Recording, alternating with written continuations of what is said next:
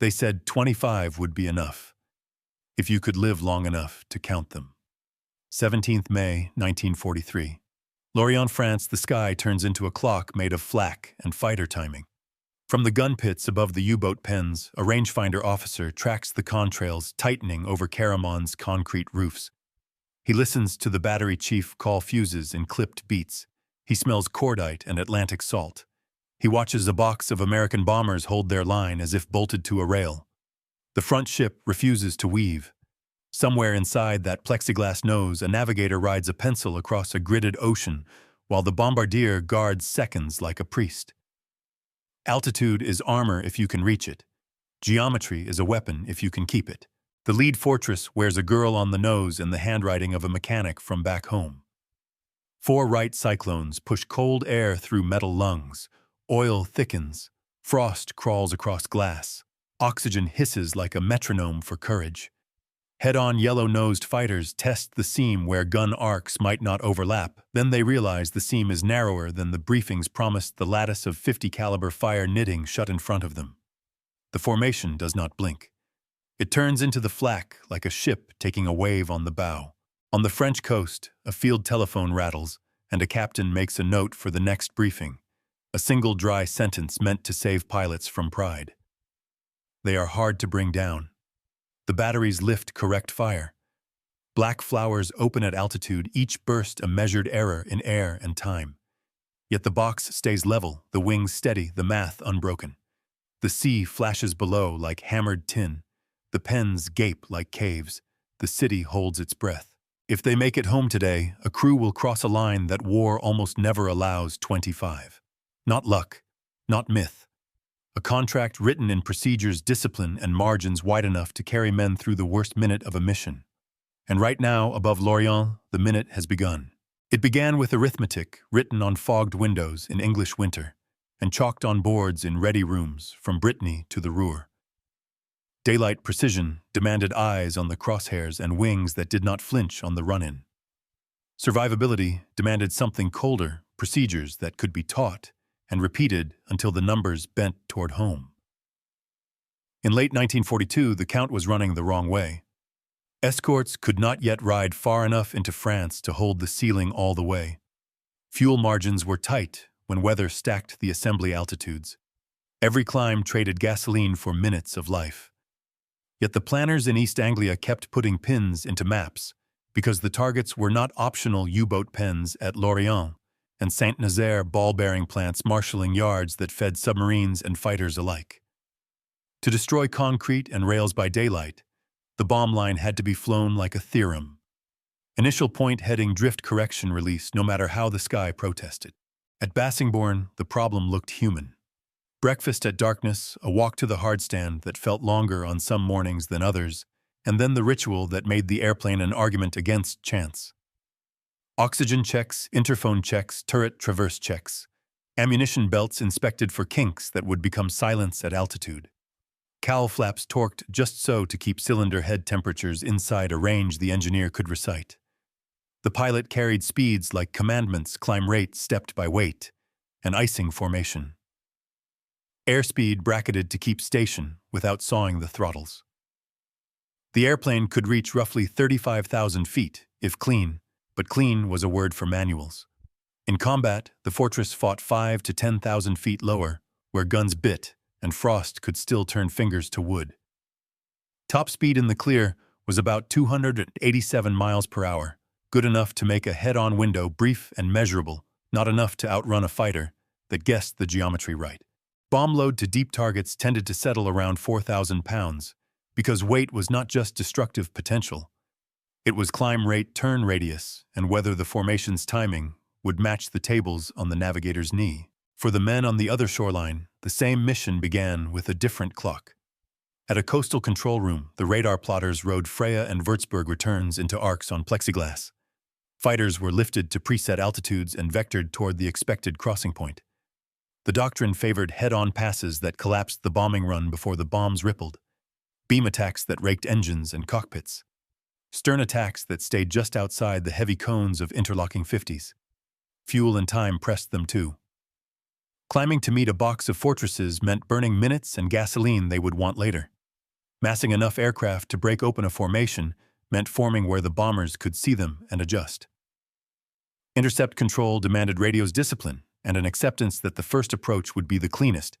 Anything after that yielded to the Americans' gunnery geometry. On some mornings, the fighters watched contrails thread themselves into a single white road, and then they realized the road was a fortress of its own, an architecture of intervals and overlapping arcs that punished pride. Back in England, the stakes were written into the number 25th. No myth, just a finish line chosen because morale needs a horizon, and because experience compounds only if the crew survives long enough to make it useful. Briefing officers did not say it aloud, but everyone understood what the math implied. A green crew was fragile. A crew at Mission 10 was a different organism. By 20, the habits were bone deep, the division of labor. Automatic, the voice that called open bomb bay doors, indistinguishable from the sound of the airplane doing what it was built to do. The ground crews carried their own calculus. A tightened fitting, a re-safetied wire, a swapped regulator could mean the difference between a box that held and a ship that slid out of position and invited wolves into the seam. The seam was everything. Keep it narrow and the enemy's head-on shot becomes a bad bet. Let it widen and you break the lattice that keeps the sky honest. Weather ran the table more often than any admiral or general. Assembly could take an hour or more in winter contrails stacking like pale scaffolding above East Anglia while the Channel decided whether to be friend or judge. The navigator's pencil was a weapon when cloud erased landmarks. The bombardier's tolerance for drift error was a safety margin as real as armor plate. Oxygen lines could ice. Heaters worked until they didn't. The ball turret demanded a quiet courage that the rest of the crew learned to treat with a superstitious respect. A fortress lost a gun and kept flying, lost an engine and kept station, lost a panel and bled air through raw aluminum while the spar did its slow, loyal work. Redundancy was not romance. It was a ladder back to the field rung by rung, long enough for the men to step down with legs that remembered Earth. Across the water, flak units at Lorient ran their own rituals. Range tables fused settings, elevation corrections, the mathematics of black flowers opening at the wrong height, until a battery chief found the rhythm of the day.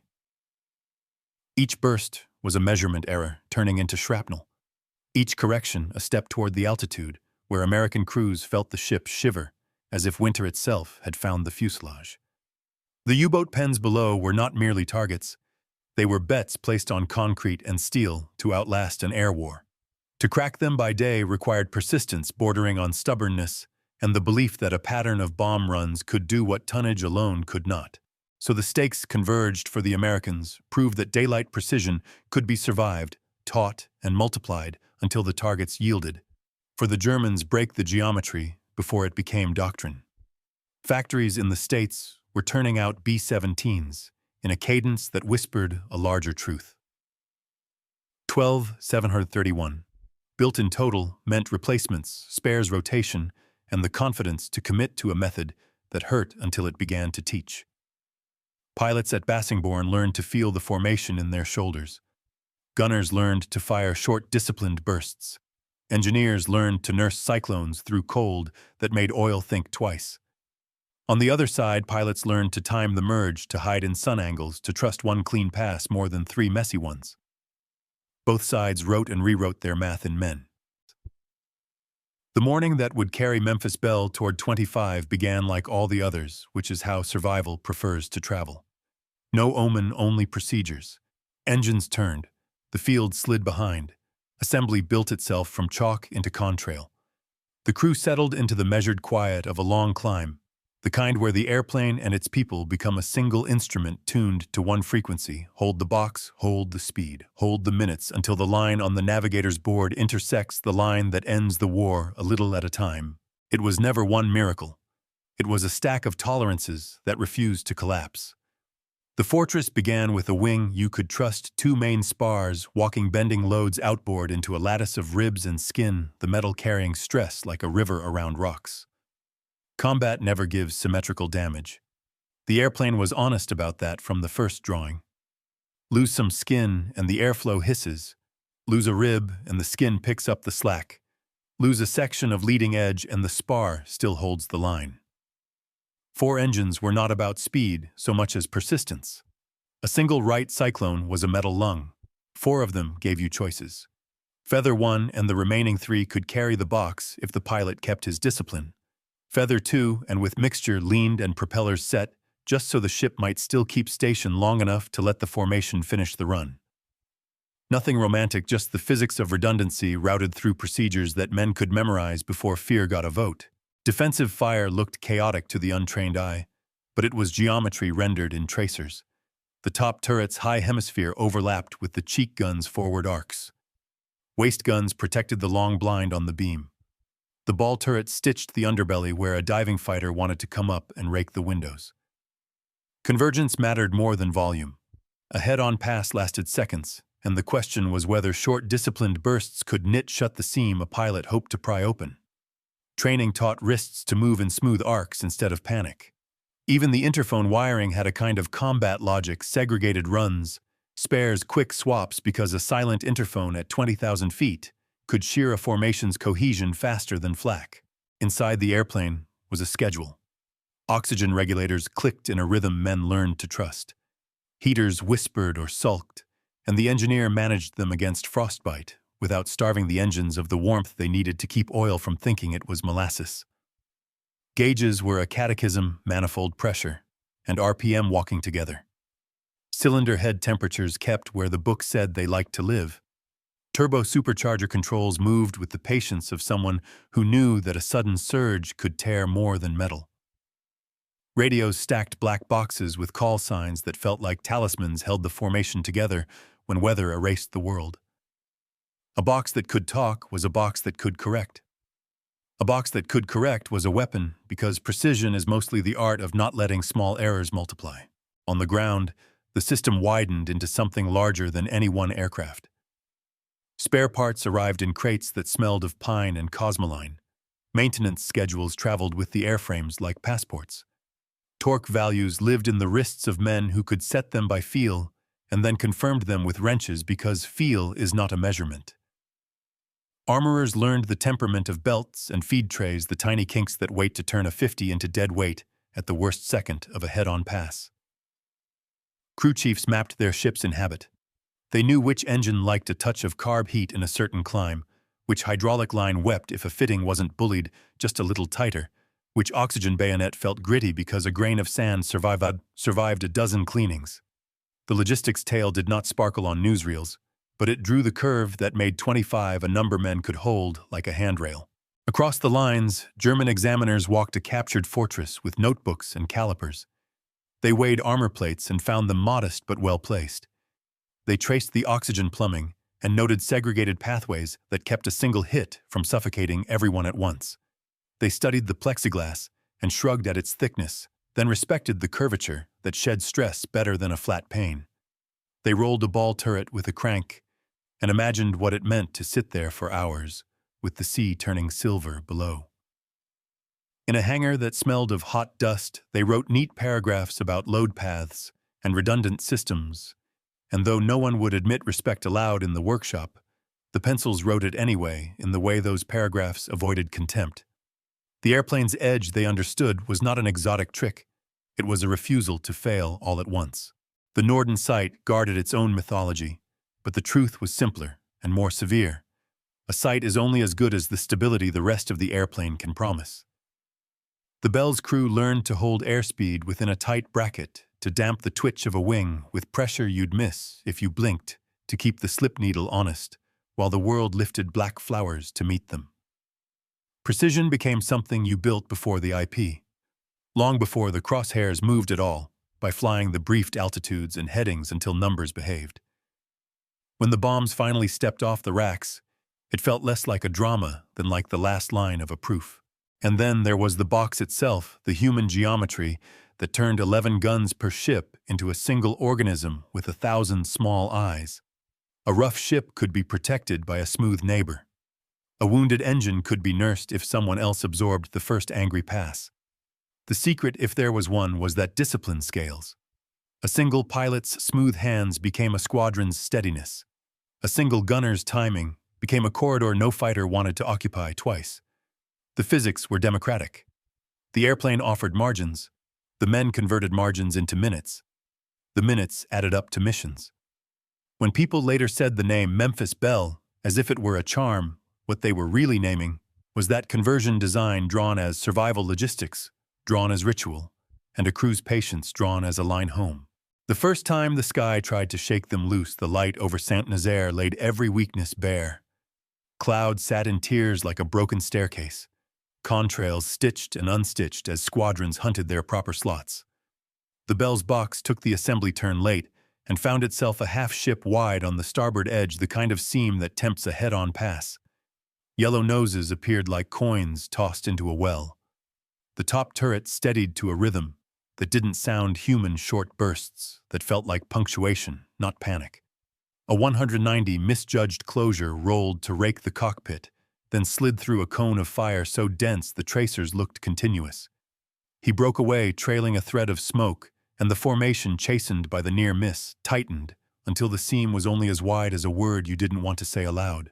In a debriefing far away, a tactics officer on the German side underlined a sentence about how discipline could erase their angles of advantage and drew a small, irritated star in the margin. Wilhelmshaven wrote the second lesson into metal. The flak there had a cruel memory. It adjusted fast and cut high, the bursts stepping into altitude like a pianist finding the right key. A fragment ate a strip from the Belle's leading edge and punched holes through a run of control surface fabric. The airplane vibrated the way a body shivers in winter. The pilot trimmed against the wound and chose numbers like a doctor. Choosing dosage airspeed, bracketed a little higher to stay above the onset of buffet. Manifold pressure eased to keep cylinder heads out of the red. Post-flight, the photographs looked like a diagram of failure, narrowly avoided daylight through aluminum, a line of fasteners that hadn't yielded paint, scorched by heat that hadn't turned to flame. On the other coast, German engineers hunched over a captured panel and followed rivet pitch with calipers, realizing the load path walked stress away from the tear, the way a city grid moves traffic around a closed street. The third hard moment arrived over Lorient itself, the day the pens looked like black teeth holding the sea. Intercept control had been good. The first wave of fighters arrived where the bombing tables said the fortresses would be point. A Bf-109 came head-on, clean, disciplined, no weaving, and passed so close that men swore they saw the pilot's jaw clench. The box ate the attack without flinching, then took the second pass from the beam, and lost a waist gun for 20 long minutes, when a feed tray refused to forgive a small kink that had seemed harmless on the ground. The gunner tore the belt down with numb fingers and rebuilt it in a storm of noise.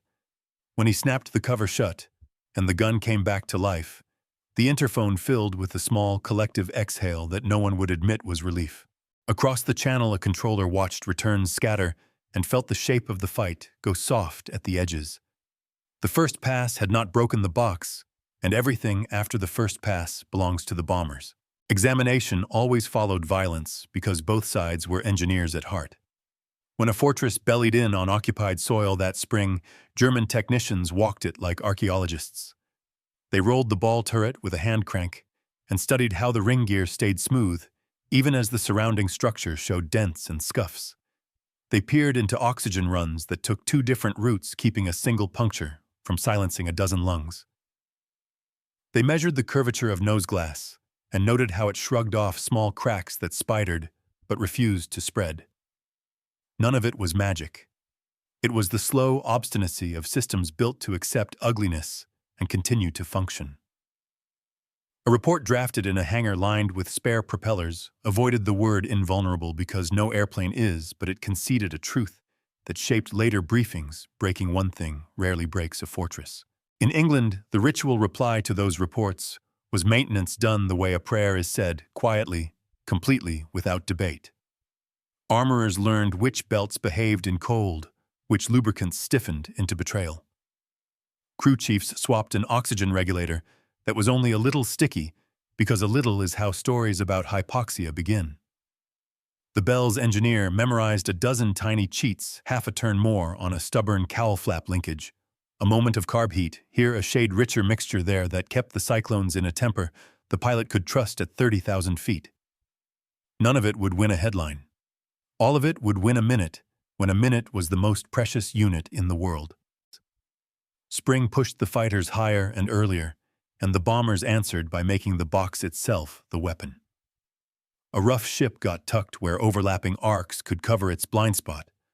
A wounded engine on the Belle was compensated by neighbors who knew how to hold line without making the pilot saw at the throttles. Then they realized on both sides that the fight was turning into an argument over timing, not courage.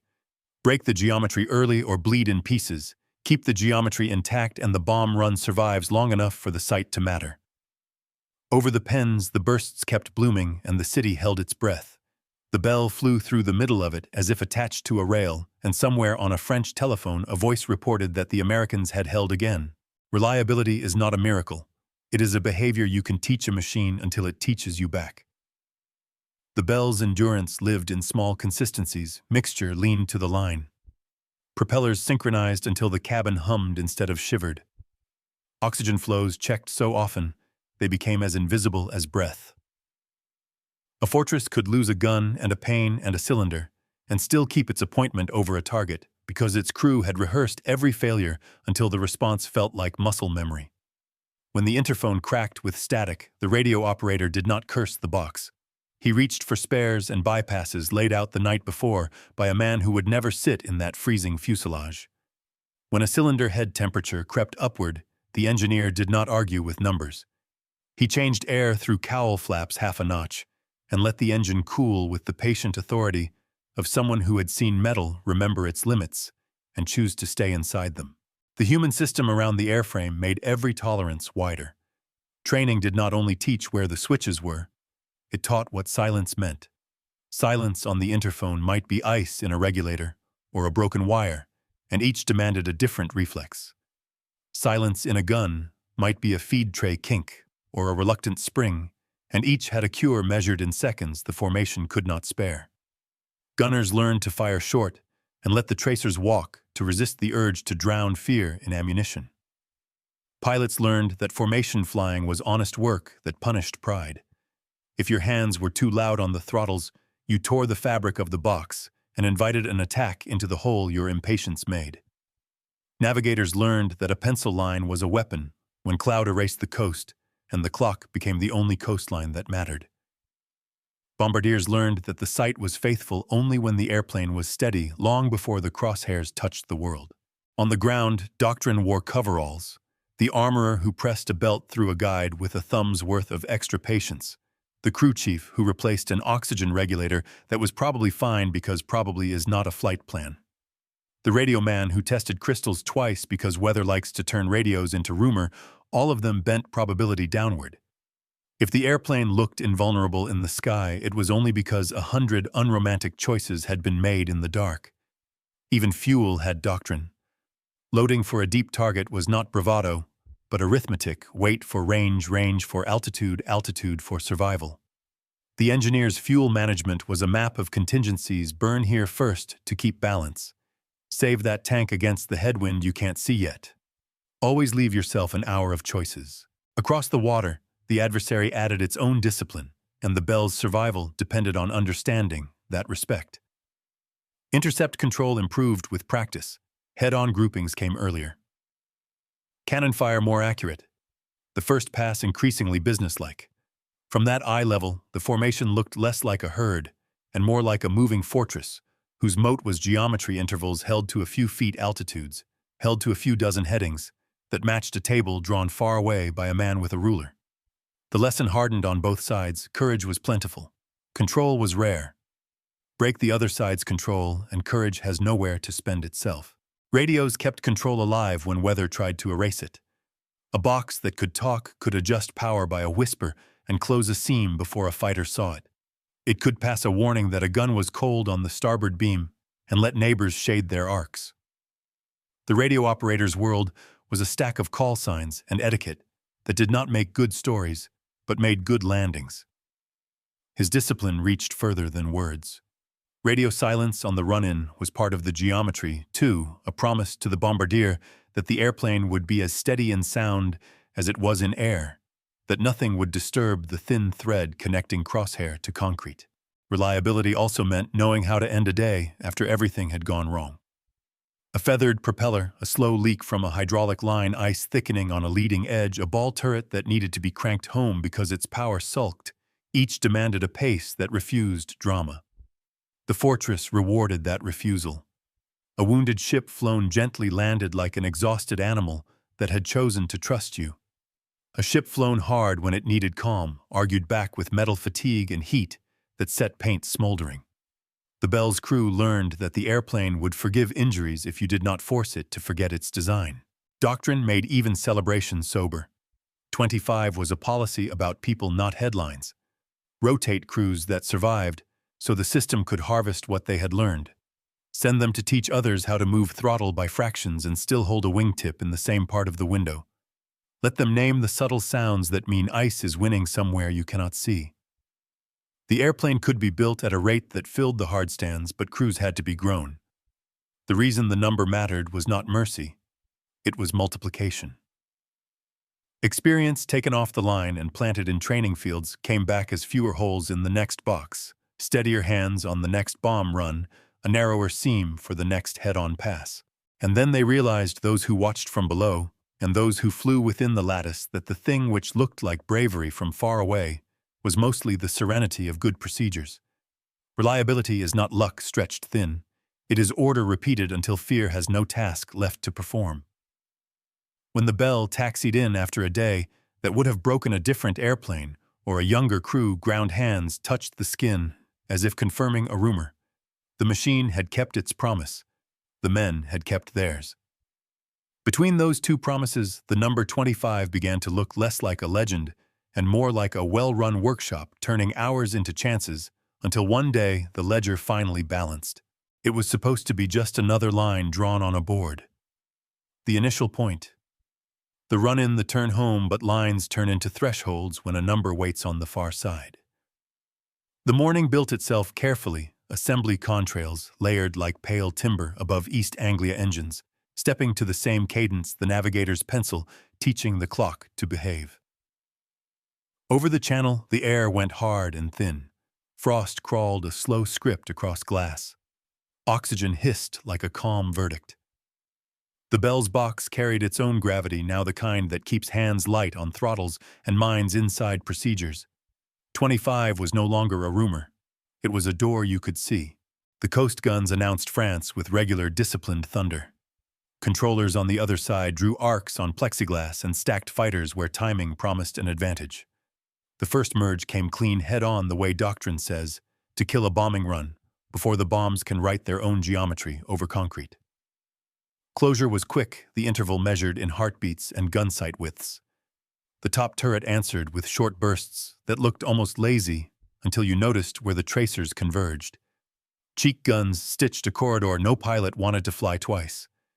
The fighters broke and turned to reconstitute because the first pass always belongs to them and everything after is rented from time.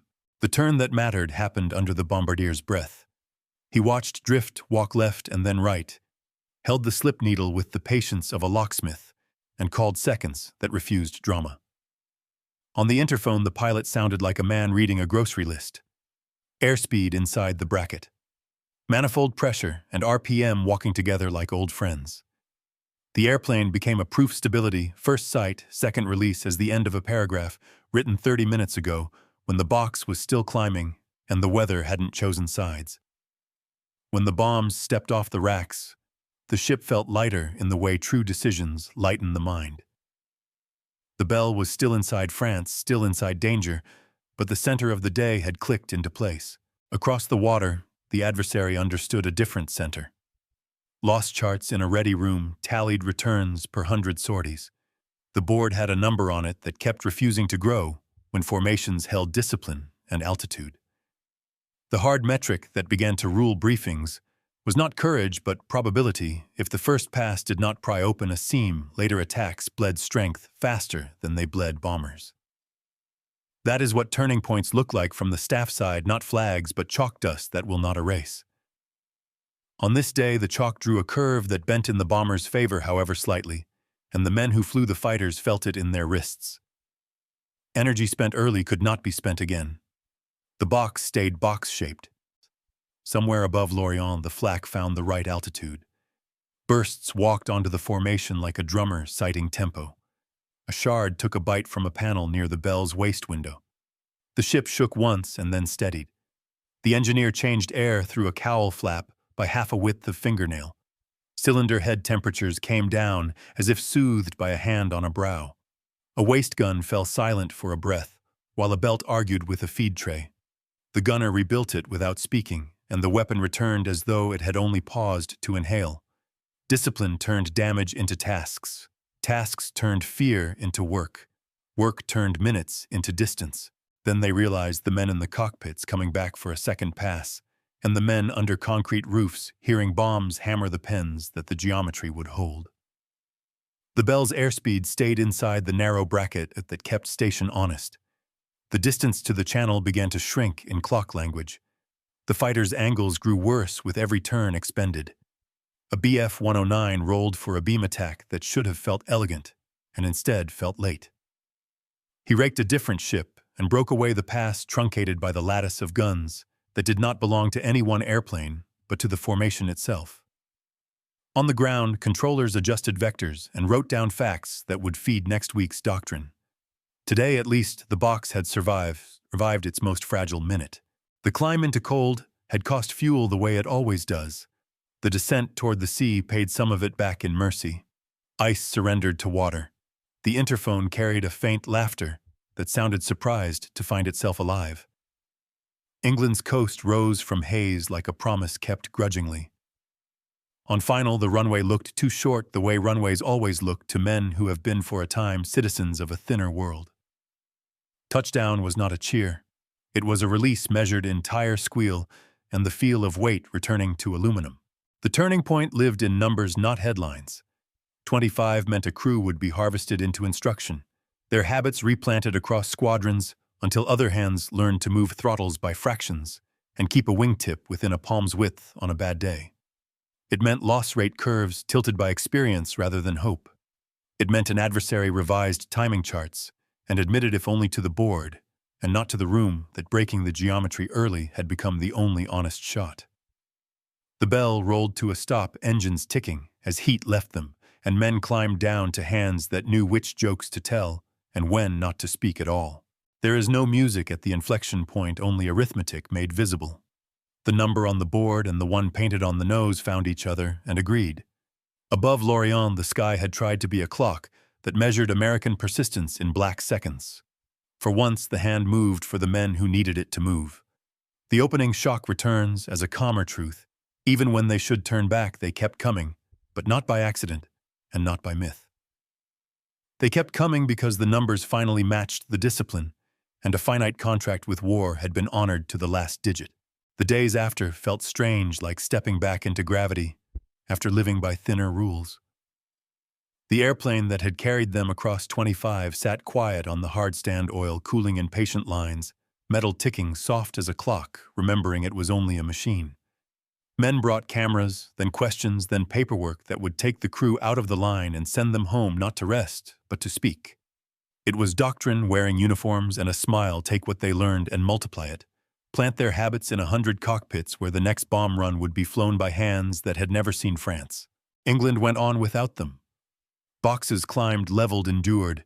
Escorts stretched farther each month until the sky gained a second geometry of long-range fighters that could ride the bombers deep and fight over the target instead of over the sea. The curve on the board began to bend in public, not just in the chalk dust of a ready room. Factories shipped airframes that smelled of paint and promise. Training fields absorbed instructors who spoke softly and corrected quickly. Maintenance crews read new bulletins that turned experience into checklists and checklists into fewer holes in aluminum. The lesson proved portable if you teach control until it becomes instinct. Courage can afford to be ordinary and still carry a day. Across the water, adversaries adjusted with the same grim professionalism. Controllers tightened their timing. Pilots brought rockets and fresh angles. Flak units learned the day's weather faster. Yet something fundamental had shifted. In a briefing hut that smelled of coffee and cold, a German staff captain circled a number on a board and did not bother to raise his voice. The math was honest. If the first pass did not pry a seam, the rest cost more than it paid. The acknowledgement did not lessen their will. It sharpened it into fewer cleaner chances. But the bombers had learned too, and the geometry that carried the Belle across the pens could be taught to strangers until strangers flew it as if born to it. Home was parades and neon warbond halls, a camera pointed at faces that had lived too long with masks and frost. The crew repeated a story whose engine was not romance but procedure. Check the oxygen, tighten the belt, hold the bracket, fly the table, fix the feed tray, trust the numbers when the world wants drama. A nation listened and signed its name in small loops on paper, buying minutes for boys they would never meet. Somewhere in all that noise, the airplane itself became an emblem, and emblems are useful when a war needs memory to outlast headlines. Years layered over the metal. The ship grew old, then new again, in a museum's bright hangar, restored to the moment when numbers met discipline, and an ordinary morning became a turning point.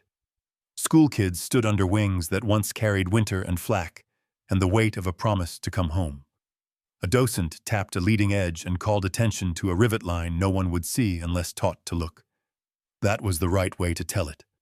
The drama was always in the margins, in the way a design refused to fail all at once, and a crew refused to let small errors multiply. The war ended by accretion, not epiphany targets, broken rails, bent factories emptied of confidence. But the meaning of the Belle's 25 did not fade with victory.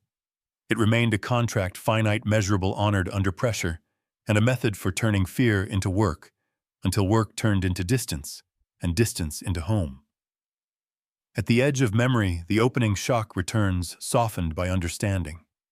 The sky over Lorient had tried to be a clock that measured American persistence in black seconds. The men inside the box answered with procedures and patience until the hand moved their way. Even when they should turn back, they kept coming, but only because the geometry held and the numbers at last agreed.